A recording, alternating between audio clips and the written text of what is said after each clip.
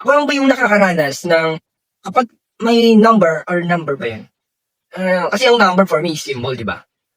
And every time that I look on my watch, hindi lang sa watch ko sa phone, sa basta every surrounding. Ito na curious na ako. Nung una, na-observe ko pa, ay baka coincident lang, ganun. Alam mo yung number 217, every time na titingin ako sa watch, or every time na titingin ako sa phone ko, 217 na pala. Tapos, sa gabi naman, sa madaling araw, 217 na pala. Then, I will read sa mga comment, gano'n, 217 comment, tapos, like, 217 likes.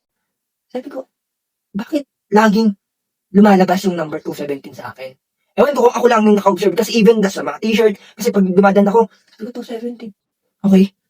Baka na nga lang, sabi ko, baka coincident or gano'n. So, kagabi,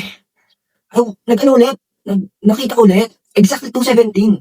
Sabi ko, tapos, hindi lang yung guys pwede pag nadi-jogging ako, yan, nakikita ko, 217 na pala, 217 minutes na pala, parang ganon. Sabi ko, wow, curious ako. Ngayon, nag-open ako sa ChatGPT. Ayan, nag-open ako.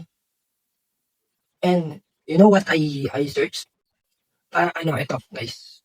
Paano ba? Ito, tignan nyo na lang, guys. Ito yung mga na lumabas doon sa search engine. Na sabi, it's a parang universal call. And for me, number is a symbol. So meaning, nagpapahiwatig to sa akin, and then, na wag lang daw ako magplano, execute. Ayan, faith with action is success. Kayo guys, nakakaranas din ba kayo ng ganun?